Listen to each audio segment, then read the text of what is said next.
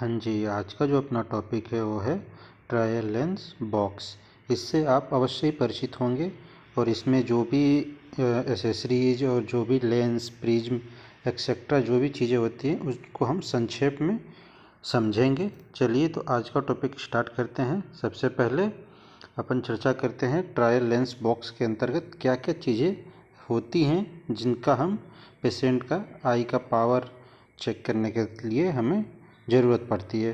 तो सबसे पहले आपको ये जो डायग्राम दिख रहा होगा इसमें आपको एक तो इधर साइड की एक लेंस का एक ग्रुप दिख रहा है, एक इधर साइड की लेंस की ग्रुप दिख रहा है, यानी कलर के यहाँ पे डिवीजन कर रखा है। तो ऐसा क्यों? यहाँ पे कुछ आपको अलग चीज़ें दिखाई दे रही होगी, ठीक है। जैसे यहाँ पे जितने भी आई लेंसेस हैं वो ट्रांसपेरेंट है। ये यहाँ पे जो आई लेंस आपको दिख रही होगी वो ब्लैक कलर की दिख रही होगी, ठीक। तो इधर की जो भी लेंसेस हैं ये कुछ डिफरेंस है। यहाँ पे भी कुछ कॉर्नर में लेंसेस रखा गया है, ये भी डिफरेंस है, ठीक। बाकी यहाँ पे जो लेंसेस हैं इनमें क्या सिमिलरिटी है, क्या डिसिमिलरिटीज़ हैं, इन पे चर्चा करेंगे, ठीक।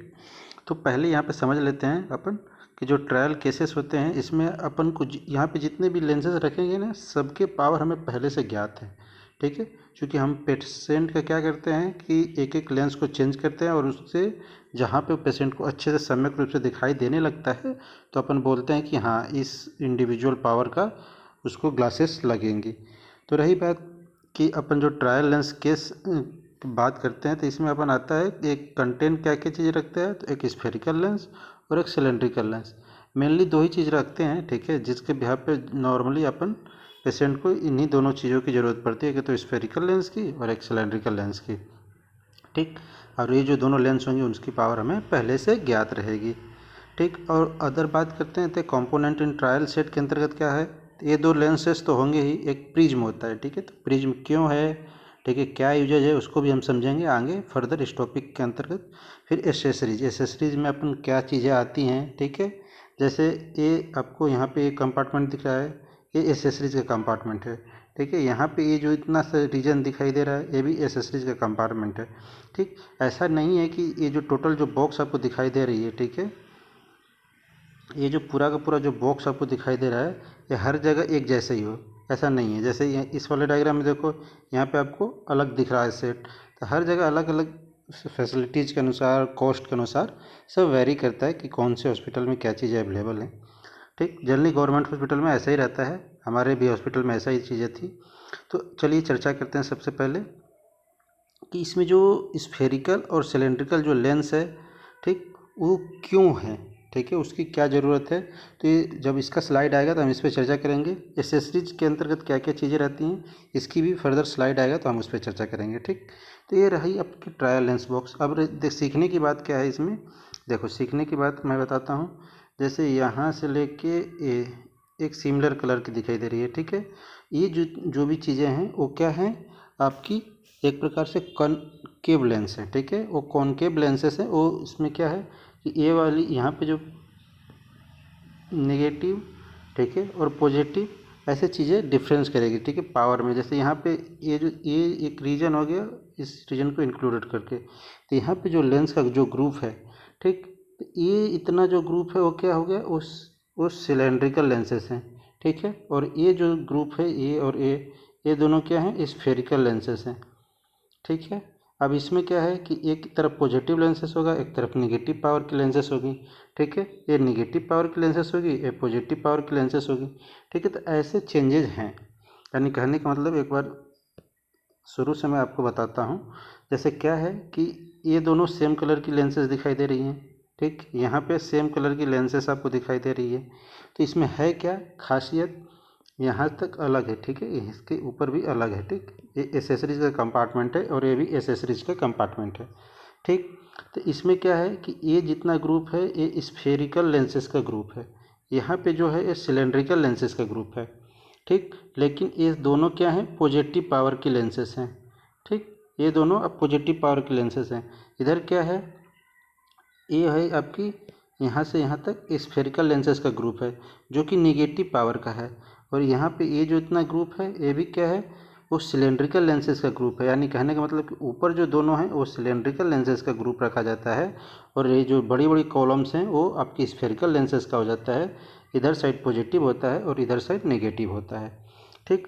और ऊपर ये जो एसेसरीज का कंपार्टमेंट है, ठीक है, यानी कि ए एसेसरी का कंपार्टमेंट, ए एसेसरी का कंपार्टमेंट और ए भी एसेसरी का कंपार्टमेंट, ठीक। यानी कि इसमें जैसे अपना स्लिट लैम्प हो गया, ठीक है, और आपकी पिन होल हो गया, मेडॉक्स रॉड हो गया, ठीक है, और जैक्सन रॉड हो गया, ये सारी चीज़ें, इधर प्रिज्म हो गए, इन सारी चीज़ों को रखा जाता है। ये फर्दर पेशेंट के यूजेज के लिए रहते हैं, फर्दर इंडिविजुअल डिजीज़ के अकॉर्डिंग यूज करते हैं। तो यहाँ तक जो चीज़ें थी इसको हमने समझा। अब अपन चर्चा करते हैं नेक्स्ट टॉपिक के ऊपर। इसमें क्या चीज़ें हैं, तो आपने समझा कि जो ट्रायल जो लेंस बॉक्स है उसके अंतर्गत spherical lens, cylindrical lens, prism और एसेसरीज होते हैं। चलिए यहाँ तक आपको समझ में आया होगा। फिर अपन आगे चलते हैं, तो कंपोनेंट समझने की कोशिश करते हैं, ठीक है। कंपोनेंट समझने की कोशिश करते हैं तो आपको मैंने पहले समझाया कि जो एसेसरीज का कंपार्टमेंट है उसमें क्या क्या चीज़ें होंगी।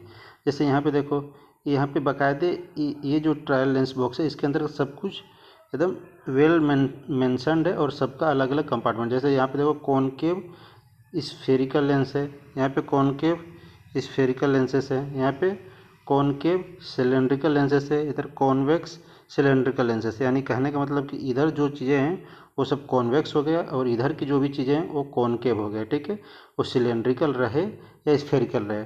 अब रही बात इधर एसेसरीज का, ठीक है, एक तो प्रिज्म का कॉलम हो गया और एक एसेसरीज का कॉलम हो गया, ठीक है, और ये भी आपकी एसेसरीज के अंतर्गत ही आएगा, ठीक। जो आपका जो चश्मा रखा गया है, ठीक है, या ट्रायल लेंस फ्रेम जो रखा गया है वो भी एसेसरीज का कंपार्टमेंट का अंतर्गत आता है। जैसे यहाँ पे देखो पहले से जो भी डाटा जो होते हैं लेंसेज का वो हमें पता होता है। जैसे मान लो यदि हमने किसी पेशेंट के अंतर्गत चश्मे में ए वाला फ्रेम में डाला तो हमें पहले से पता है ये -1.2 की है, ठीक है, और कैसी है, सिलेंड्रिकल नेचर की है, ठीक। यहाँ पे देखो प्लस में सिलेंड्रिकल लेंस है, नीचे देखो प्लस में स्फेरिकल लेंस है। तो पहले से सारे जो वैल्यूज होते हैं वो या तो लेंस के ऊपर ही लिखे रहते हैं या फिर ये जो सेट है इसके अंदर देखो ये जहाँ नंबरिंग किया हुआ ना 10, 8, 7, 6, 5 ऐसा समथिंग जो भी डाटाज हैं वो पहले से मेंशनड है। तो यदि मान लीजिए हमने यहाँ से उठाया कोई भी एक, इसको मान लो हमने उठा के निकाल के अपने जो पेशेंट है उसके ग्लास फ्रेम में लगा के हमने चेक किया, तो हम बोलेंगे कि उस पेशेंट के लिए जो पावर है, आई का पावर है वो इतना है, ठीक है। तो ये चीज़ें, तो कंपोनेंट्स क्या हैं इसको समझिए हम। अब आगे चर्चा करते हैं हम कि जो लेंसेस हैं उस लेंसेस के बारे में। तो मेजॉरिटी में देखा जाए तो हमें स्फेरिकल और सिलेंड्रिकल लेंसेस ही मेनली यूज करना पड़ता है, क्योंकि मेजॉरिटी ऑफ पेशेंट ऐसे होते हैं जिनको या तो दूर की चीज़ें दिखाई दे रही होती हैं, पास की नहीं, या फिर पास की दिखाई दे रही होती हैं, दूर की नहीं, ठीक है। तो इसके पर्पज़ से जब अपन यूज करने चालू करते हैं तो उसमें अपना स्फेरिकल लेंस और सिलेंड्रिकल लेंसेस का मेनली रोल होता है, ठीक है। कभी कभार ऐसा होता है कि कोई पेशेंट होता है जिसकी एक्सिस बिगड़ जाती है, ठीक है, यानी कि विजुअल एक्सिस होती है, ठीक है, 90 डिग्री 60 डिग्री 30 डिग्री ऐसे करके चेंजेज हो जाता है उसमें, ठीक है। जैसे एस्टिग्मेटिज्म का केस होता है, ठीक, एस्टिग्मेटिज्म का केस हो गया, फिर या स्क्विंट बोल सकते हैं, ठीक है। उसमें भी थोड़ा एंगल जो होती है या विजुअल एक्सिस जो होती है वो मिस अलाइनमेंट में चली जाती है, तो उसके केस में अपन यूज करना पड़ता है। तो देखो जैसे यहाँ पे आपको स्फेरिकल लेंसेज की बात करते हैं तो इसमें कितना से कितना रेंज होता है, ठीक है। तो प्लस या -0.12 डायोप्टर से लेके ये +-20 डायोप्टर तक की इसकी रेंज होती है, किसकी, स्फेरिकल लेंस की। अब हम सिलेंड्रिकल लेंस की बात करते हैं तो हमारे पास जो सिलेंड्रिकल लेंस होता है ये +-0.25 डायोप्टर से लेके +-6 डायोप्टर तक की ही रेंज की होती है, यानी कि ये +-20 डायोप्टर तक जा रहा है और जबकि ये 6 डायोप्टर तक ही जा रहा है, ठीक है। तो जनरली ये क्या है कि इनकी जो रेंज है एक सामान्य जो पर्सन है उसके लिए क्या हो सकती है, और आँख की कहाँ तक उसकी कंजेनाइटल से लेके और जो डेवलपमेंटल जो डिफॉर्मेलिटी जो होती है लेंस की उसके भी यहाँ पे एक बड़ा सा रेंज डिसाइड किया गया है, ठीक है। तो यदि हम स्फेरिकल लेंस का रेंज की बात करते हैं तो +-1-2 डायोप्टर से लेके, ठीक है, 0.12 डायोप्टर से लेके 20 डायोप्टर तक का रेंज रखता है, ठीक है। स्फेरिकल लेंसेज का रेंज थोड़ा ज़्यादा होता है as compared to cylindrical lenses, ठीक है। इसमें क्या होता है कि +-0.25 डायोप्टर से लेके +-6 डायोप्टर तक का ही रेंज रखता है। अब इसमें वेरिएशन दे रखा है, ये ज़्यादा उतना इसेंशियल नहीं है, बस आपको एज ए डाटा यदि स्लाइड में है तो आप ध्यान रखिएगा। चलिए हम आगे चलते हैं तो लेंसेस में अब हम चर्चा करते हैं प्रिज्म की। तो हमें पहले से पता चला कि स्फेरिकल लेंस और सिलेंड्रिकल लेंस क्यों यूज करेंगे। स्फेरिकल लेंस क्या है कि अब व्यक्ति को दूर दिखाई दे रहा है, पास दिखाई दे रहा है, ऐसी के परिस्थितियों के लिए वैसे पावर की हम स्फेरिकल लेंसेस यूज कर लेंगे। यदि कोई व्यक्ति है जिसकी जो लेंसेस जो एक्सिस है, ठीक है, वो बिगड़ गई है, ठीक है, यानी कि 90 डिग्री, 60 डिग्री, 30 डिग्री की एक्सिस आ रही है, तो उसको अलाइनमेंट सही करने के लिए उसमें हम सिलेंड्रिकल लेंसेज यूज़ कर लेंगे, ठीक है, एक्सिस को करेक्ट करने के लिए। जैसे एस्टिग्मेटिज्म का जो केस होता है उसमें एक्सिस करेक्ट करना पड़ता है, ठीक है, तो उस कंडीशन में अपन, लेकिन यहाँ तक तो ठीक है, दूर का पास का दिखाई दे रहा है, एक बात हुआ। दूसरी, एक्सिस को करेक्ट कर रहे हैं तो सिलेंड्रिकल या स्फेरिकल के यूजेज समझ में आ रहे हैं, ठीक है। लेकिन अब प्रिज्म का क्या कॉन्सेप्ट है, तो प्रिज्म का कॉन्सेप्ट ये है कि मान लो कि जैसे इसमें पढ़ के देखते हैं, ठीक है। सबसे पहले क्या बताया गया, सीखने वाली चीज़ ये क्या है, displace image toward the apex, यानी कि एपेक्स समझते हैं आप, जैसे आपको ये मैंने प्रिज्म बनाया, ठीक है, तो ये जो रीजन है इसको बेस बोलते हैं और ऊपर का जो पोर्शन होता है इसे एपेक्स बोलते हैं। तो इसमें क्या होता है प्रिज्म के अंतर्गत कि मान लीजिए आपने ऐसी इधर से रे दी, तो रे क्या होगी, आपको पता है सॉलिड मीडियम में थोड़ा से रे नीचे डाइवर्ट हो गई, ठीक है, और एक जो रे का सामान्य जो डायरेक्शन था वो ये था, ठीक है, मान लेते हैं। तो इसमें क्या हुआ कि इसने जो इमेज को 1 सेंटीमीटर नीचे डाइवर्ट कर दिया। अब हम जब प्रिज्म यूज करेंगे, ठीक है, तो प्रिज्म जब यूज किया जाता है तो ये क्या करता है कि जो चीज़ें 1 सेंटीमीटर या 2 सेंटीमीटर या समथिंग, कोई भी डाटा जिसको वो डाइवर्ट कर रही है उसको हम रिकरेक्ट कर सकते हैं, ठीक है, किस साइड, तो जिधर अपेक्स है इमेज हमेशा उधर की तरफ ही उसको क्या बोलते हैं कि उस साइड डिस्प्लेस किया जाता है। तो प्रिज्म का अपेक्स किधर है, जैसे इसको इरेज करता हूँ, क्लियर बनाता हूँ, ये आपकी प्रिज्म हुई, ठीक है, ये रे आई, रे इधर चली गई, ठीक है।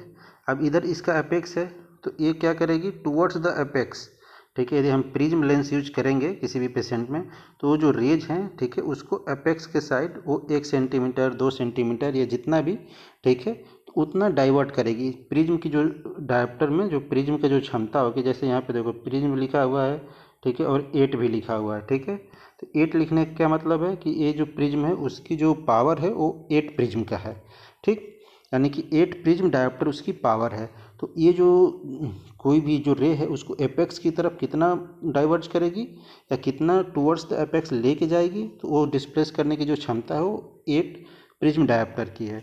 अब इस कॉन्सेप्ट रहा है तो इसको ज़रूरत क्यों पड़ा, जैसे समझने के पॉइंट ऑफ व्यू से बताएं तो मान लीजिए कि एक कोई पेशेंट है जिसके जो आँख है, ठीक है, वो स्क्विंट है। स्क्विंट आप समझते हैं, स्क्विंट का मतलब होता है कि सरल भाषा में समझा जाए भेगापन, ठीक है। जैसे होता है ना कभी कभी किसी पेशेंट का आपने देखा होगा कि एक आँख थोड़ा से नॉर्मल नहीं है, ठीक है, थोड़ी सी झुकी हुई है, तो उसमें पेशेंट क्या होता है कि वो अपने सर को उठा के या हेड को टिल्ड करके ऐसे करके तब जाके वो आपको सीधी जो आप सामने बैठे हैं तो आपको देखेगा, ठीक है।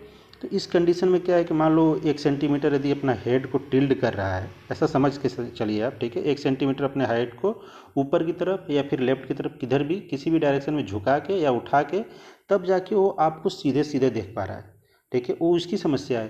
तो अब हमको उसकी समस्या को दूर करने के लिए हम क्या करेंगे, प्रिज्म यूज करेंगे, ठीक है। मान लीजिए वो 1 सेंटीमीटर का यदि डेविएशन कर रहा है तो उसमें अपन क्या करेंगे कि एक प्रिज्म डायोप्टर का अपन उसको लेंसेज के तौर पर प्रिज्म यूज करेंगे उसके चश्मे के अंदर। तो उससे क्या होगा कि जो डेविएशन वो 1 सेंटीमीटर सर ऊपर करके या फिर टिल्ड करके देख रहा था, तब हम ग्लासेस लगा देंगे तो अब उसको अपने सर को टिल्ड नहीं करना पड़ेगा। वो जो ग्लासेस के अंदर का जो प्रिज्म होगा वो पहले से इमेज को क्या करेगा, 1 सेंटीमीटर डाइवर्ट कर देगा। तो वो जो व्यक्ति होगा पहले जो सर झुका के या उठा के या फिर टिल्ड करके देख रहा था, अब उसको देखने की ज़रूरत नहीं पड़ेगी। तो ये महत्व होता है प्रिज्म का, ठीक है।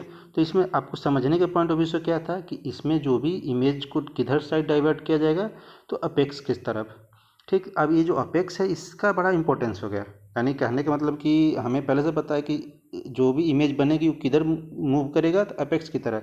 तो हमको जो बेस का पोजीशन है ना प्रिज्म का, यदि मान लो इसको हम आई समझते हैं, ठीक है, ये आई है, ठीक। यदि पेशेंट को मान लो इमेज को वो इधर इधर करके देख पा रहा है, यदि उस सर को मान लो इधर टिल्ड कर रहा है या उसकी इमेज जो होती है इधर हल्की सी रिप्लेस हो रही है, ठीक है, तो अपन को क्या करना पड़ेगा, प्रिज्म को कैसे रखना पड़ेगा, क्योंकि जो इमेज है उसको हमें इधर लाना है, किधर लाना है, इधर, क्योंकि उसकी जो इमेज है इधर चली जा रही थी, तो इमेज को इधर लाना है तो हमें जो प्रिज्म रखना पड़ेगा, तो उसका अपेक्स किधर होना चाहिए, इधर साइड, क्योंकि जो रेज होगी वो किधर मूव करती है, अपेक्स की तरफ।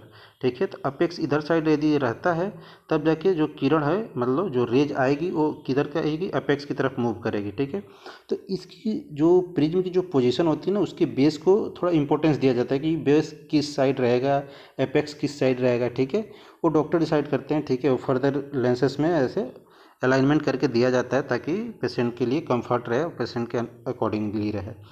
ठीक, तो चलिए सीखने की बातें थी, अब अपन चर्चा करते हैं कि इसमें पहली जो लाइन लिखी थी, displace image toward the apex, उम्मीद है आपको समझ में आया होगा। ठीक है, फिर इसके बाद अपन चर्चा करते हैं कि जैसे सिलेंड्रिकल स्फेरिकल पढ़े तो उसकी जो रेंज पढ़े ना अपन, तो रेंज कैसे होती है। तो जैसे प्रिज्म है तो प्रिज्म में क्या होता है, 3 प्रिज्म डायोप्टर विथ एडिशनल 15 से लेके 20 प्रिज्म डायोप्टर तक इसकी एक प्रकार से समझ सकते हैं। ठीक है, अब रही रेंज की बात, तो 0.50 से लेके अपन 12 प्रिज्म डायोप्टर तक चलते हैं। ठीक है, जैसे इसमें देखो एक चीज़ मिसिंग, वन प्रिज्म डायोप्टर 2 3 4 5 6 7 नहीं दी है। ठीक है, 8 और 10 और 12 प्रिज्म डायोप्टर। ठीक है, it is A plano thickness grading, ठीक है, प्रिज्म होता है। ठीक है, ग्रेडियंट प्रिज्म रहते हैं जनरली। ये रेंज की बात कर लिया हमने। फिर रेंज के बाद क्या बताया गया है कि यूजेज कहाँ करेंगे। ठीक है, तो जनरली आपको यूजेज पता होना चाहिए। तो देखो जैसे मैंने आपको क्या समझा रहा था, स्क्विंट का केस लेके ही समझा रहा था ना, तो स्क्विंट को जो स्ट्राबिस्मस भी बोलते हैं। ठीक है, तो स्ट्राबिस्मस की जो कंडीशन होती है उसी को स्क्विंट बोला जाता है। स्क्विंट आपको समझ में आया, भेगापन। ठीक है, तो उसके कंडीशन में अपन इसको यूज करेंगे। चलिए फिर आगे चर्चा करते हैं। अच्छा हाँ, जैसे यहाँ पे मैंने ये वाली जो स्लाइड है इसमें वही चीज़ समझाने की कोशिश करी है जो मैं आपको पहले समझा रहा था, कि जैसे एक प्रिज्म डायोप्टर जो पावर होता है उसका मतलब क्या होता है। ठीक है, तो एक प्रिज्म डायोप्टर का मतलब होता है कि अ प्रिज्म, ठीक है, वन प्रिज्म डायोप्टर का मतलब है कि वो जो है linear apparent displacement of 1 centimetre. ठीक है, वो जो इमेज बनेगा उसको उसका डिस्प्लेसमेंट 1 सेंटीमीटर अपेक्स की तरफ करेगा, उसके लिए वन प्रिज्म डायोप्टर की पावर बोला जाता है। ठीक है, और इसके लिए जो सिंबल डिनोट किया जाता है वो प्रिज्म की जैसे ही बना देते हैं, ट्रायंगल शेप का। ठीक है, तो वो प्रिज्म को इंडिकेट करता है। और मैंने ओरिएंटेशन की बात भी आपको बताई थी कि जैसे यहाँ पे क्या लिखा है, बी यू का मतलब बेस अपर। ठीक है, बेस आउट, बेस इन, यानी कि कहने का मतलब है कि हम जो प्रिज्म बनाएंगे, जैसे बेस अपर का मतलब बेस अपर, ठीक है, बेस आउट का मतलब बेस आउट। ठीक है, अब बेस डाउन का मतलब बेस डाउन। ठीक है, ऐसे प्रिज्म की अलाइनमेंट कैसे रखेंगे, प्रिज्म ओरिएंटेड कैसे रहेगा ताकि इमेज को जो है 1 सेंटीमीटर अपेक्स की तरफ ही मूव करता है ना, तो उसके एस्पेक्ट में कैसे प्रिज्म का अलाइनमेंट रखना है या प्रिज्म का ओरिएंटेशन क्या रहेगा, ये चीज़ें हम सीख रहे थे। ठीक है, तो इसमें बाकायदे कैसे रहेगा उसकी चर्चा की। अब अपन नेक्स्ट टॉपिक पे उतरते हैं। ठीक है, एक एडिशनल के तौर पे अपर्चर लेंसेस होते हैं। ठीक है, बस आप इसको बाय नेम बस ध्यान रखिए। ठीक है, लेंसेस में कौन कौन से लेंसेस होते हैं इसके पर्पज़ से आपको जानने के लिए मैंने ये स्लाइड डाल रखी है। ठीक है, तो इसमें क्या बताया गया, एक होता है फुल अपर्चर लेंस, एक होता है रिड्यूस अपर्चर लेंस। ठीक है, तो जो फुल अपर्चर लेंस होता है वो ऑलवेज क्या होते हैं, Y convex and Y concave होते हैं। ठीक है, और इनकी जो डायमीटर होती है लेंसेज का वो 38 mm होती है। और ये जो होती हैं भाई साहब, जो रिड्यूस अपर्चर लेंसेज होते हैं वो प्लेनो कॉन्वेक्स और प्लेनो कॉनकेव होते हैं। ठीक है, और इनकी जो डायमीटर होती है वो 20 mm की होती है। अब इसका जो यूजेज है वो क्या होता है कि जो लेंस है जो neutralize the spectacles with the their opposite signs. ठीक है, वो ऐसे चश्मे जो कि अपन की जो अपोजिट साइंस हैं उसको न्यूट्रलाइज करने के पर्पज से काम आते हैं। ठीक है, तो एक अपर्चर लेंसेस हो गई। फिर इसके बाद अपन अगला चर्चा करते हैं एसेसरीज के ऊपर। मैंने आपको शुरू में जो ट्रायल लेंस बॉक्स था उसके अंतर्गत मैंने बताया था कि अब तक हमने जो चर्चा करी वो लेंसेज के बारे में चर्चा करी। ठीक है, तो उस बॉक्स में लेंसेज भी थे और लेंसेज के साथ एसेसरीज भी थी। ठीक है, तो एसेसरीज में क्या क्या चीज़ें आती हैं उस पर चर्चा करते हैं। तो सबसे पहली जो होती है वो होती है ट्रायल फ्रेम, ये जो आपको डायग्राम में दिख रहा होगा। ठीक है, ये जो ओवरऑल ट्रायल फ्रेम है। ठीक है, जो अपन पेशेंट को लगाते हैं, लगाने के बाद उसके अंदर का चेक किया जाता है। तो इसमें सीखने वाली जो चीज़ें हैं, क्या चीज़ कि यहाँ पे कंपार्टमेंट्स होते हैं। ठीक है, high power lens, low power lens. ठीक है, और फिर बाहर कोई भी एसेसरीज जो ऑकुलेटर यूज करते हैं। तो मेनली क्या होता है कि ये जो ट्रायल फ्रेम है इसके अंतर्गत मिनिमम 3 कंपार्टमेंट तो होना चाहिए। ठीक है, 3 कंपार्टमेंट जैसे यहाँ पे आपको दिख रहा होगा, 1 2 3।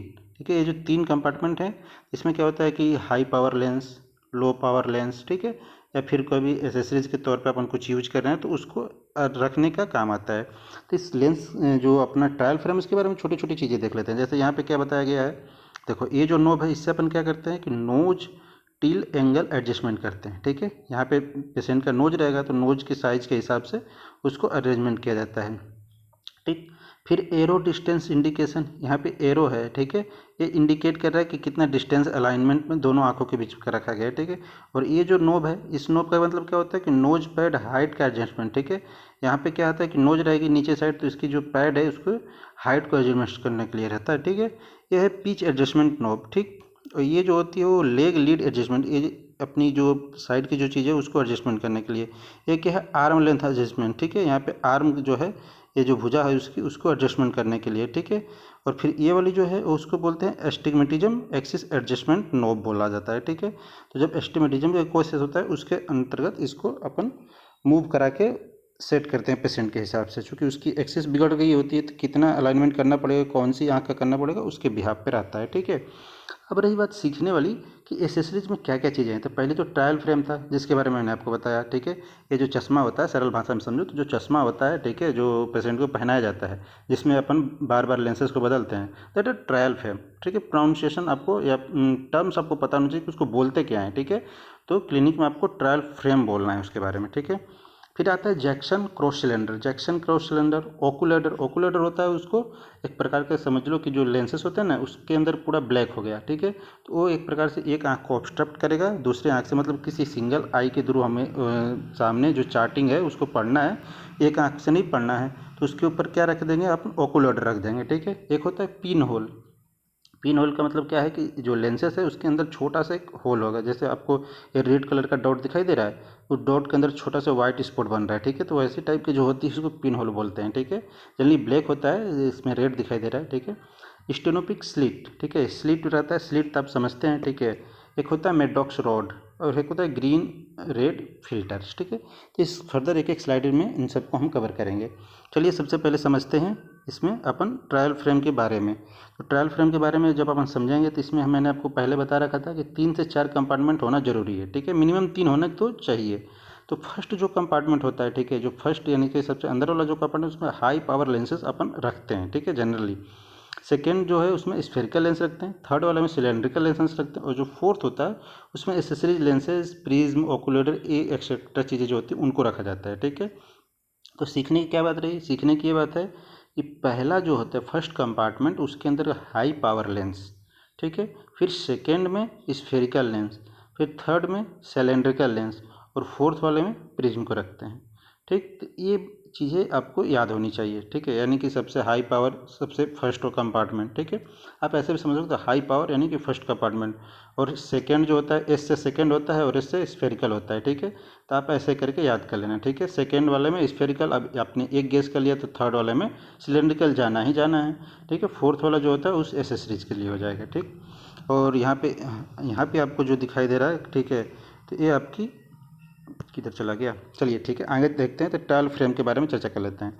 तो ट्रायल फ्रेम में क्या होता है कि जो ट्रायल फ्रेम होता है वो मेटेलिक या प्लास्टिक फ्रेम का बना होना चाहिए। ठीक है, और इसका फर्दर यदि चर्चा करते हैं हम, तो ये आइडियल ट्रायल फ्रेम के क्या फीचर होना चाहिए, यानी कि आइडियल ट्रायल फ्रेम कैसा होना चाहिए।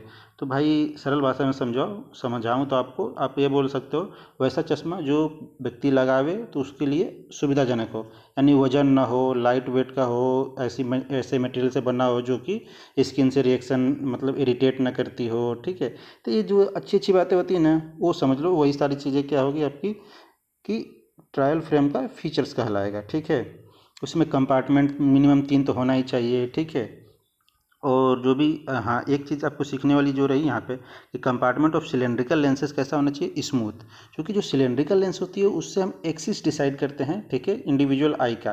ठीक है, कि उसकी एक्सिस क्या है, तो यानी एक्सिस पता करने के लिए हमको उसको रोटेट करना पड़ता है। ठीक है, उसमें एक्सिस बने होते हैं ट्रायल फ्रेम के ऊपर। यदि मैं चर्चा करूँ, जैसे यहाँ पे देखो, यहाँ पे क्या है 60, 75, 90, 125 ऐसे करके समथिंग समथिंग कुछ कुछ डाटा लिखे गए हैं। ठीक है, जैसे 135, 120, 105, ठीक है, 90, 75 ऐसे करके यहाँ पे बना है ना। तो ये सब चीज़ें क्या है, एक्सिस हैं।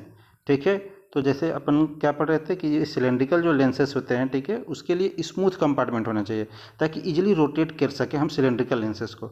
तो ये चीज़ें ट्रायल फ्रेम के जो फीचर है उसमें पता होना चाहिए। ठीक है, प्रॉपर्टीज में क्या बताया, नॉन एलर्जिक मटेरियल का बना होना चाहिए। ठीक है, जो नोज की ब्रिज है वो अच्छे से होनी चाहिए।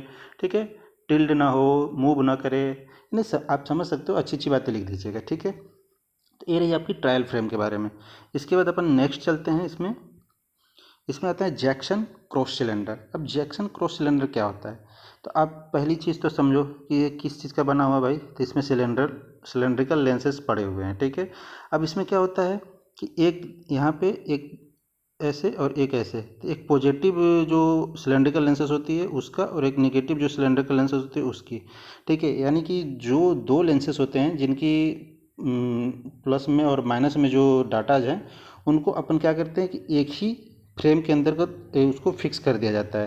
तो इसको हम क्या बोलते हैं, जैक्सन, ठीक, क्रॉस सिलेंडर बोला जाता है। अब जो जैक्सन क्रॉस सिलेंडर है पढ़ लेते हैं, इसमें क्या लिखा गया भाई। तो cross cylinder is a combination of to cylinders, ठीक है। तो टू सिलेंडर का जो लेंसेज है उनका कॉम्बिनेशन है। पहली बात आपको समझ में आई। दूसरा क्या बताया, their axis are right angle to each other. मैंने क्या बोला, एक एक्सिस ये हो गया, ठीक है, और एक वर्टिकल हो गया। ये दोनों आपस में क्या है, एक वर्टिकल एक हॉरिजॉन्टल है, तो 90 डिग्री तो होना ही है। तो आपको ध्यान बस ये रखना है कि जो इसमें दो जो अपन सिलेंड्रिकल यूज कर रहे हैं उन दोनों की जो एक्सिस है वो एक दूसरे के 90 पे अलाई करते हैं, ठीक है। और इसमें जो अपन देखा जाए तो कॉमनली जो यूज होते हैं जैक्सन क्रॉस सिलेंडर में, उसकी जो पावर्स होती हैं +-2, ठीक है। प्लस माइनस जो होता है 0.25 से लेकर +-0.50 तक के बीच में रहती है। और इसका यूज क्या होता है, आपको पहले मैंने बता रखा है कि जो सिलेंड्रिकल लेंसेज होते हैं उससे हम एक्सिस पता करते हैं पेशेंट का, ठीक। तब भाई एक एक एक सिलेंड्रिकल लेंस हो, सॉरी हाँ, एक सिलेंड्रिकल लेंस हो या फिर दो हो, पता तो करना हमें एक्सिस ही है, ठीक है। यहाँ तक फिक्स है आपको। तो इसके बाद क्या बताया कि यूज इन द एस्टिमेटिज्म रिफ्रैक्शन के अंतर्गत अपन यूज करते हैं। जो एस्टिमेटिज्म के पेशेंट होते हैं ना, उसमें क्या होता है, चलिए मैं थोड़ा सा आपको चर्चा करता हूँ एस्टिमेटिज्म होता क्या है, क्योंकि आप शायद समझ पा रहे हैं नहीं समझ पा रहे हैं, लेकिन मैं अपने सुविधा के हिसाब से आपको समझा देता हूँ। तो देखिए, जैसे मान लीजिए एस्टिमेटिज्म क्या होता है, ये आपकी एक नॉर्मल आई बॉल है, ठीक है। चाहे आपकी जो लेंस है, कॉर्निया है, जो भी समझना है आप समझ लीजिए, ठीक है। एक एक्सिस मान लीजिए ऐसे हॉरिजॉन्टल हो गया, एक एक्सिस आपके इसकी वर्टिकल हो गया।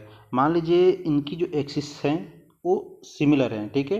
हॉरिजॉन्टल मेरिडियन और वर्टिकल मेरिडियन, जो दोनों मेरिडियन हैं, ठीक है, वो आपस में इक्वल हैं। तो मान लो इधर से कोई रे आया, ठीक है, ऐसे रे आया, ठीक है, तो इससे जो रे गई हॉरिजॉन्टल वाले से यहाँ पे, और वर्टिकल वाले से जो रे गई वो भी कहाँ गई, यहीं पे। तो इमेज क्या बन गया, एक पॉइंट इमेज बना। तो जो पॉइंट इमेज बनता है वही तो हमें दिखाई देता है। सेंट्रल फोबिया या फिर जो मैकुला होती है वहाँ पे बना, तो वहाँ से इमेज दिखाई दे रही है। तो ये कंडीशन होता है। अब ऐसा मान लो ऐसा कंडीशन हो गया कि सेकंड कंडीशन अपन समझने की कोशिश करते हैं कि ये तो आपकी नॉर्मल आई रही है, ठीक है। इसमें मान लो एक एक्सिस ए है और एक एक्सिस ए है, ठीक है। मान लो ये जो क्या होगी आपकी वर्टिकल मेरिडियन हो गया, ठीक है, और ये जो होगी हॉरिजॉन्टल मेरिडियन हो गया, ठीक है। मान लो इधर से रे आया, ठीक है, ये जो रे है जो वर्टिकल मेरिडियन है उसने इमेज आपको यहाँ पे बना दिया, ठीक है। हॉरिजॉन्टल जो वर्टिकल जो मेरिडियन है उसका इमेज यहाँ पे बन गया, और जो आपकी जो सॉरी जो वर्टिकल वाली है उसकी इमेज यहाँ पे बन गया, और जो हॉरिजॉन्टल वाली है उसकी से जो रेज गुजरी उसका इमेज मान लो यहाँ पे बन गया, ठीक है, उसका इमेज यहाँ पे बन गया। तो जब एक इमेज यहाँ पे बना, एक इमेज यहाँ पे बना, ठीक है, तो यानी कहने का मतलब कि ये जो है एक प्रकार से फोकल लाइंस बन गई, ठीक है। यहाँ पे इमेज ना बन के क्या बन रहा है, फोकल लाइंस बन रही है, ठीक है। तो विजुअल इमेज जो होती है वो क्या होती है कि फोकल लाइंस के रूप में बनने लगती है, क्योंकि दोनों जो आपकी मेरिडियन है हॉरिजॉन्टल वाला, ठीक है, और वर्टिकल वाला, ठीक है, तो ये दोनों अपना डिफरेंट हो गई, ठीक है। इनकी साइज या फिर इनकी लेंथ कैसे भी हो गया, ठीक है, विद द रूल एस्टिग्मेटिज्म, ठीक है, अगेंस्ट द रूल एस्टिग्मेटिज्म, जो भी कंडीशन थी उसके बिहाफ पे। तो यदि ऐसा कुछ हुआ कि एक इमेज इधर, एक फोकल लाइन इधर और एक फोकल लाइन इधर बन रही है, ठीक है, तो इससे तो व्यक्ति को दिखाई देगा नहीं। तो ऐसी जब कंडीशन हो जाती है तो उसमें उसको कंडीशन को क्या बोलते हैं, एस्टिग्मेटिज्म बोला जाता है, ठीक है। अब ऐसा क्यों है, कैसे है, वो फर्दर जब कभी हम टॉपिक पर डिस्कशन करेंगे तो उस पर हम बताएंगे आपको कि कैसे होता है, उसका करेक्शन क्या होता है। तो बस सीखने की जो बात थी वो ये थी कि जो जैक्सन क्रॉस सिलेंडर होता है उसका हम यूज करते हैं एस्टिग्मेटिज्म के अंतर्गत, ठीक है। चलिए तो नेक्स्ट चर्चा करते हैं। इसमें अब कैसे बनाए उसके ऊपर देख लेते हैं, ठीक है। जैसे इसको क्लियर कर देते हैं। हाँ चलिए, तो यहाँ पे जो जैक्सन क्रॉस सिलेंडर है इसमें क्या बता रखा है, देखो वही कि एक एक्सिस आपको ये दिखाई दी, ठीक है। यहाँ पे रेड डॉट से क्या है, एक्सिस ऑफ माइनस सिलेंड्रिकल, ठीक है, जो माइनस सिलेंड्रिकल लेंसेज है उसके लिए एक्सिस, और ये जो आपकी इधर दिखाई दे रही है वो प्लस के लिए हो गया, ठीक है। तो कुछ नहीं है, मान लो एक एक लेंसेस ए है, एक लेंसेस ए, इन दोनों लेंसेस को अपन मर्ज कर दिए तो इससे जैक्सन क्रॉस सिलेंडर बन जाता है। सरल सी भाषा में समझा जाए तो यही है, ठीक है।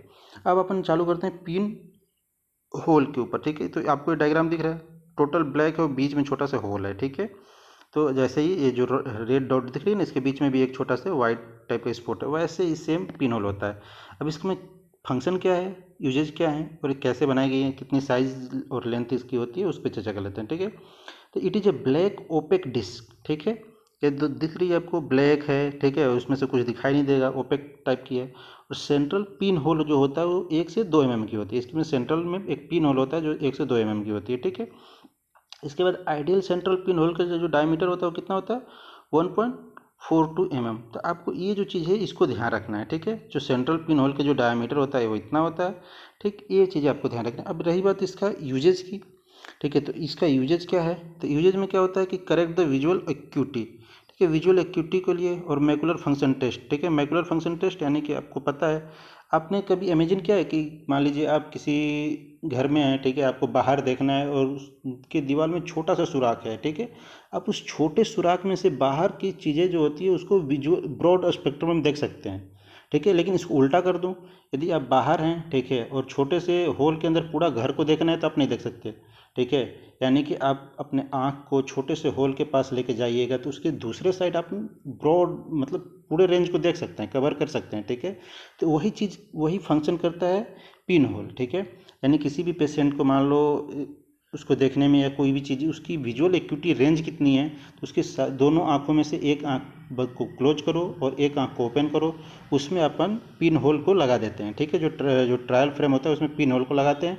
इसके बाद पेशेंट को बोलते हैं कि सामने जो चार्टिंग है उसको पढ़ो, तो उसमें वो जितना देख पा रहा होगा, ठीक है, तो वो उसका एक प्रकार से ब्रॉड स्पेक्ट्रम देख पा रहा होगा, ठीक है, उस छोटे से होल के अंदर से। तो इसके लिए अपन यूज करते हैं पिन होल को, ठीक है। और इससे क्या होता है कि मैकुलर फंक्शन टेस्ट भी पता चल जाता है, ठीक है, कि आपकी मैकुला सही है कि नहीं, ठीक है। या फिर आपकी कॉर्निया में ओपेसिटी कहाँ पे है, सेंट्रल कॉर्नियल ओपेसिटी है या फिर पैरा सेंट्रल है, ठीक है। यानी सेंट्रल बोलने का मतलब बीचों बीच ओपेसिटी है, क्योंकि इसलिए जो अपनी जो पिन होल है वो तो सेंट्रल है, तो उससे पता चलेगा। यदि आदमी देख पा रहा है मैकुलर एक मैकुलर फंक्शन टेस्ट नॉर्मल है तो पेशेंट तो ठीक है, ठीक है, यानी कि उसमें सेंट्रल ओपेसिटी नहीं है। यदि नहीं देख पा रहा है तो सेंट्रल ओपेसिटी माना जा सकता है, ठीक है। तो ये चीज़ों में काम आता है। अब इसके बाद समझिए आप, ठीक है। और इसमें यदि प्रिंसिपल्स की बात करते हैं, करता क्या है कि only one ray of light, ठीक है, पासेस, ठीक है, इसके अंदर से पास होखेगा अलोंग द प्रिंसिपल एक्सिस। यानी कि सेंटर में है तो जो लेंसेस होगी वो प्रिंसिपल एक्सिस के अलोंग जो होगी वही चीज़ें उसके अलोंग ही होल होगा, उसी के अलोंग ऑब्जेक्ट को हम देखेंगे, ठीक है। तो ये रही हमारे पिन होल के बारे में। इसके बाद अपना नेक्स्ट टॉपिक है स्टेनोपिक स्लिट। स्लिट तो आप जानते हैं, ठीक है। यहाँ पे जो डायग्राम में जो दिख रही है इसको स्लिट बोलते हैं, ठीक है। हर तरफ से ब्लैक है। अभी आपने जो देखा इसमें एक छोटा सा पिन होल था, दैट आर पिन होल। अब यहाँ पे क्या है कि वो पिन होल की जगह क्या हो गया, स्लिट के फॉर्मेट में हो गया, ठीक है। तो ये जो स्लिट अपर्चर होता है वो 15 mm की जो लेंथ होती है और 1 mm की वाइड होता है इसका, ठीक है। ये लेंथ में तो 15 mm और जो इसकी चौड़ाई की बात करते हैं तो वो 1 mm की होती है। अब ये करता क्या है, तो एक सिंगल मेरिडियन के अलोंग एक रे को पास करता है। जैसे इधर अपन ने प्रिंसिपल में क्या देखा कि इसके प्रिंसिपल में था कि जो रे है वो पास होगी through the principal axis of eye. जो पेशेंट की प्रिंसिपल एक्सिस ऑफ आई है उसी के अलोंग की जो रे होगी केवल उसी को पास करेगी, बाकी चीज़ के लिए तो क्या है, ये ओपेक है, यानी ब्लैक कलर की ओपेक। वैसे ही इधर जब चर्चा करते हैं तो ये हर तरफ से क्या है, ओपेक है, लेकिन वो सिंगल मेरिडियन है, वर्टिकल मेरिडियन के। तो यहाँ पे जो स्लिट लैंप की अलाइनमेंट कैसे दिख रही है, ठीक है, जो स्लिट है उस कैसी दिख रही है, वर्टिकली, ठीक है। तो ये क्या करेगी कि जो allow the ray of light pass through the only one meridian, यानी कि बोल सकते हो कि वर्टिकल मेरिडियन के अलोंग जो भी रेज जाएंगी केवल उसी को पास करेगी, बाकी चीज़ें के लिए तो ये ओपेक है, ठीक है। तो ये चीज़ें काम आती है। तो अब इसका काम क्या है भाई साहब, तो record a visual axis in a one meridian, ठीक है, किसी एक मेरिडियन के अंतर्गत कैसे अपन पता करेंगे उसके लिए, ठीक है। To find the axis of cylinder, ठीक है, जो सिलेंड्रिकल लेंसेस होते हैं उसकी एक्सिस कितना है उसको पता करने के लिए, ठीक है।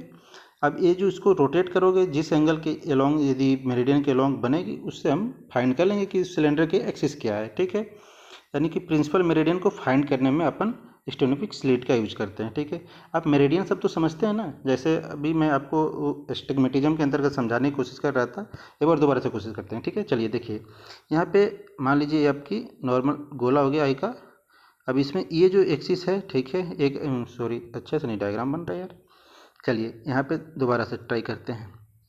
ये आपकी नॉर्मल आई होगी। ठीक है, अब इसमें एक तो एक्सिस ऐसा, ठीक है, और एक रही एक्सिस ऐसा। ठीक, तो ये जो चीज़ें बन रही है इसको क्या बोलते हैं, ये होगी आपकी वर्टिकल मेरिडियन, और ऐसे जो चीज़ें बन रही है वो होगी आपकी हॉरिजॉन्टल मेरिडियन। ठीक है, तो मेरिडियन समझ रहे हैं कि किसी एक अलाइनमेंट के हिसाब से जो चीज़ें होती हैं, ठीक है, या वर्टिकली देखा जाए या फिर हॉरिजॉन्टली देखा जाए, तो उसको अपन वर्टिकल या हॉरिजॉन्टल मेरिडियन के तौर पे बोलते हैं। ठीक है, तो इसी को मेरिडियन बोला जाता है। अब अपन फर्दर आगे चर्चा करते हैं, समय ज़्यादा हो रहा है।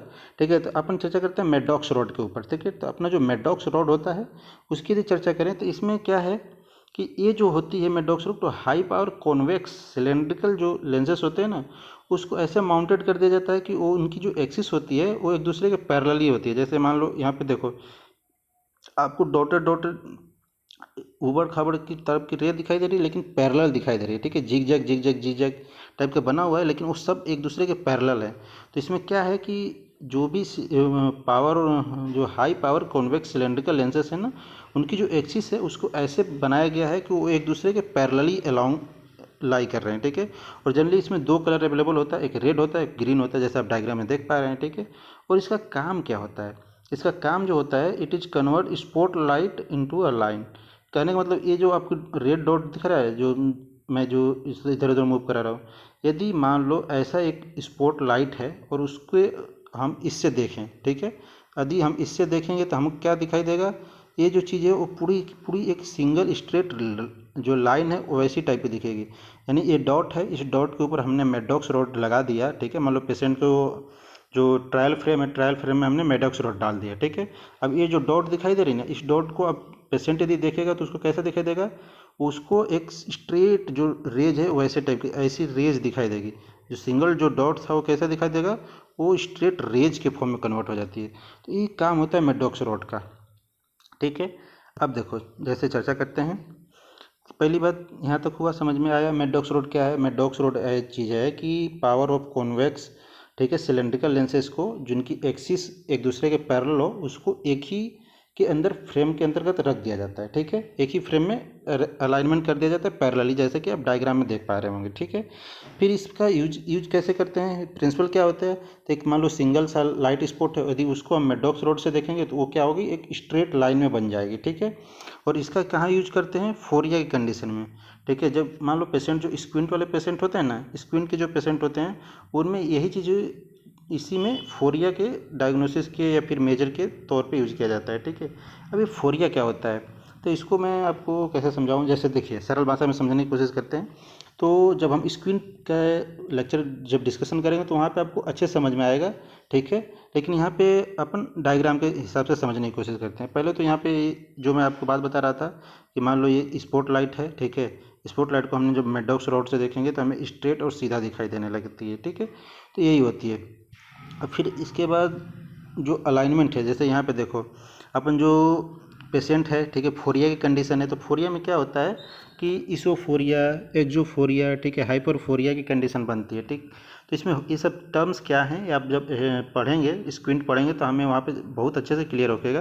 लेकिन यहाँ पे समझने के पॉइंट ऑफ व्यू से देखो, जैसे हमने क्या बताया कि मेडॉक्स रॉड हम यूज करते हैं, तो कोई भी एक स्पॉट लाइट होती है, वो कैसे हो जाती है, एक लाइन के अलॉन्ग हो जाती है।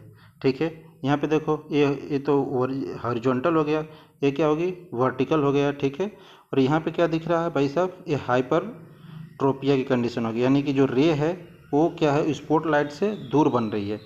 ठीक है, मान लो स्पॉट लाइट ऐसा था और इसमें रेज कैसे बनी, तो रेज ऐसे नहीं बन के ऐसे बन रही है। ठीक है, तो ये इसमें क्या है, वर्टिकल मिस अलाइनमेंट है। यहाँ पे मान लो स्पॉट लाइन ऐसे है और यहाँ पे जो रेज कैसे बन रही है वो ऐसे बन रही है, तो यानी कि बनने का मतलब क्या है कि हॉरिजॉन्टल मिस अलाइनमेंट है। ठीक है, test for horizontal misalignment, इस कंडीशन में क्या है, test for vertical miss alignment.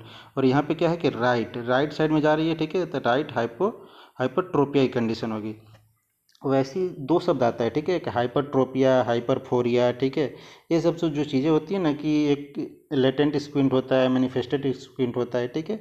Further ये चीज़ें आगे की हैं, ठीक, उस फर्दर वीडियो के अंदर समझेंगे, लेकिन अभी के पॉइंट ऑफ व्यू से ठीक है, चूँकि अपन क्लिनिकल एस्पेक्ट से समझ रहे हैं तो ज़्यादा डिटेल में नहीं जाते हैं, ठीक। तो ये रही आपकी मेडॉक्स रोड के बारे में, ठीक। मेडॉक्स रोड जैसे यहाँ पे देखो कंडीशन वही है, ठीक है। मान लो कि एक पेशेंट है, ठीक है, जो स्क्विन का पेशेंट है, उसकी इस वाली आई का टेस्ट अपन कर रहे हैं, तो ये होगी आपकी ऑर्थो, ये होगी ईसो, और ये होगी एक्जो, ठीक है। यानी कि एक्जो बोलने का मतलब कि जब डाइवर्ज होती है तो उसके लिए एक्जो आता है, जब इन्वर्ट होती है, ठीक है, यानी कन्वर्ज हो रही होती है तो उसके लिए ईसो आता है, ठीक है। वैसे ही इधर हाइपोफोरिया नीचे बन रही तो हाइपो, ऊपर बन रहा है तो हाइपर, ठीक है। और जो अलाइनमेंट सही है तो उसको ऑर्थोफोरिया के कंडीशन से बोला जा रहा है, ठीक। फिर अपन आगे चर्चा करते हैं ग्रीन एंड रेड फिल्टर्स क्या होते हैं, ठीक है। तो ग्रीन और रेड फिल्टर्स कुछ नहीं है, एक प्रकार के समझा जाता है, ये अलग अलग भी हो सकता है या एक ही ग्लास फ्रेम के अंदर भी हो सकता है, ठीक है। तो इन दोनों के क्या है, वेवलेंथ अलग होगा, क्योंकि आपने ग्रीन लाइट का वेवलेंथ और रेड लाइट का वेवलेंथ पढ़े होंगे, विग्योर पढ़े होंगे, तो सबकी फ्रीक्वेंसी आपको पता है और सबकी वेवलेंथ पता है।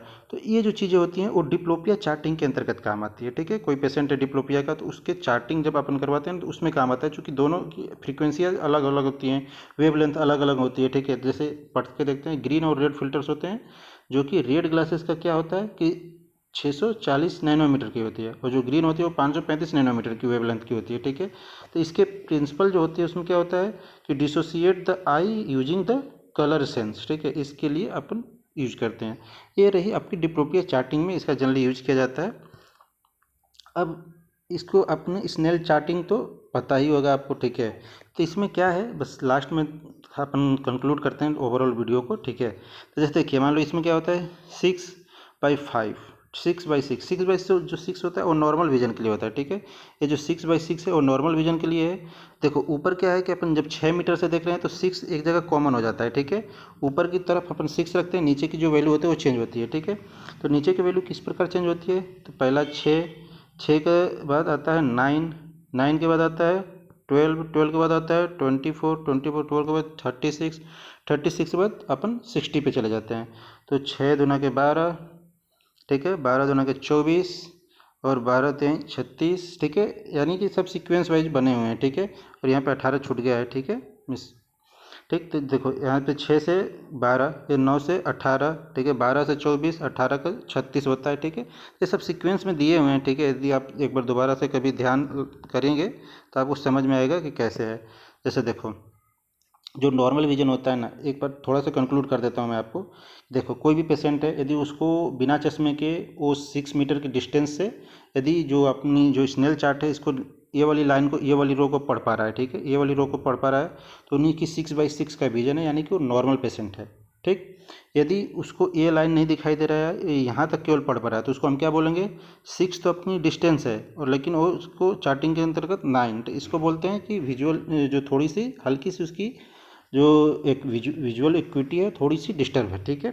फिर मान लो इस चार्ट को भी नहीं पढ़ पा रहा है, यहाँ तक पढ़ पा रहा है, ठीक है, 6/12 बोलेंगे, फिर 6/80 बोलेंगे, ठीक है। तो ऐसे करके जैसे मान लो ये 6/6 हो गया, 6 के 12 हो गया, 12 का 24 हो गया, ठीक है। फिर इधर क्या है 9 था, ठीक है, तो 9 का 18 हो गया, 18 का 36 हो गया, ऊपर वाला 60 हो गया, ठीक है। तो मान लो कोई पेशेंट है, इधर तो नॉर्मल उसका विजन था, ठीक है, नीचे तो उसका नॉर्मल विजन था, धीरे धीरे धीरे विजन खराब होता गया, ठीक है। मान लो 60 तक पेशेंट पहुंच गया, ठीक है, उसकी जो विजन है मान लो 60 तक रीड नहीं कर पा रहा है, तो इसके बाद क्या, यदि कोई पेशेंट है जो नॉर्मल आँख से या फिर चश्मा के साथ भी वो 6/60 तक, यानी कि कैपिटल टी भी उसको दिखाई नहीं दे पा रही है, ठीक है। यदि उसको कैपिटल टी तक तो वो दिख नहीं पा रहा है, इसका मतलब क्या है, इसके बाद क्या करोगे आप, तो इसके बाद आपको क्या करना पड़ेगा, उस पेशेंट को 60 से ऊपर का नहीं देख पा रहे, यानी 6/60 तक का उसका विजन नहीं है, तो उसके लिए क्या करेंगे हम, फिर थोड़ा सा डिस्टेंस कम करेंगे, ठीक है। तो अपन मान लो 5/60 पे आ गए, ठीक है, चूँकि अपन 6 मीटर पे खड़े थे तो 6 मीटर पे स्नेल चार्ट को लगा के रखे थे, तो 6 मीटर से थोड़ा पेशेंट को और आगे करो, 5 मीटर पे रख लो, ठीक है। फिर से दिखाओ 60 वाला जो है अब कैपिटल टी देख पा रहा है कि नहीं, तो नहीं देख पा रहा, अभी भी नहीं देख पा रहा है, तो फिर थोड़ा सा और पास लाओ उसको, तो 4/60 पे ला जाओ, ठीक है। फिर अभी भी नहीं देख पा रहा तो 3/60 पे लाओ, 2/60 पे, 1/60 पे लाओ, यानी 1 मीटर के अंदर लाओ। अभी भी वो देख नहीं पा रहा है, यानी कि उसकी आँख कुछ ज़्यादा खराब है। तो इसमें अपन आगे क्या करेंगे, अपन हैंड मूवमेंट, फिंगर काउंट करवाते हैं, ठीक है। क्लोज द फेस करके फिंगर काउंट करवाते हैं, ठीक है। अपन उसके पेशेंट के सामने 1 मीटर की दूरी पे फिंगर को रखेंगे, ठीक है। 3 फिंगर 4 फिंगर करेंगे तो काउंट कर पा रहा है नहीं कर पा रहा है इसके भी। यदि अभी भी फिंगर काउंट तक नहीं कर पा रहा है तो फिर अपन क्या करेंगे, हैंड मूवमेंट करेंगे, ठीक है। हैंड को मूवमेंट करेंगे, HM पॉजिटिव, ठीक है, ऐसे बोला जाता है, HM निगेटिव, ऐसा जो पेशेंट के रिएक्शन के बिहाफ पे आता है, जो कैटरेक्ट के अंतर्गत आपको पढ़ने को मिलेगा, ठीक है। तो मान लो हैंड मूवमेंट तक भी नहीं फील कर पा रहा है तो फिर अपन क्या करेंगे, लाइट का परसेप्शन ऑफ लाइट चेक किया जाता है, तो जिसको PL से रिप्रेजेंट करते हैं, ठीक है। तो CF, HM, PL ये जो टर्म्स होते हैं ये क्या होते हैं, इससे आप परिचित हो जाइए, ठीक है। तो फिंगर काउंट के लिए होता है क्लोज टू फेस, ठीक है, तो CF हो गया, हैंड मूवमेंट HM हो गया, ठीक है, परसेप्शन ऑफ लाइट PL हो गया। ये सब चीज़ें पेशेंट का चेक किया जाता है, ठीक। ऐसे करके अपना ओवरऑल जो कंक्लूजन था, हल्का से क्लिनिकल पॉइंट ऑफ व्यू को समझना, ठीक है, ट्रायल फ्रेम के अंदर क्या क्या चीज़ें होती है इसको समझना, स्नेल चैटिंग कैसे करी जाती है इसको समझना, ठीक है। तो चलिए आज के लिए इतना ही, मिलते हैं नेक्स्ट वीडियो में, तब तक के लिए धन्यवाद। कोई डाउट या क्वायरी हो तो आप हमसे कमेंट बॉक्स में ज़रूर पूछिए। तब तक के लिए धन्यवाद।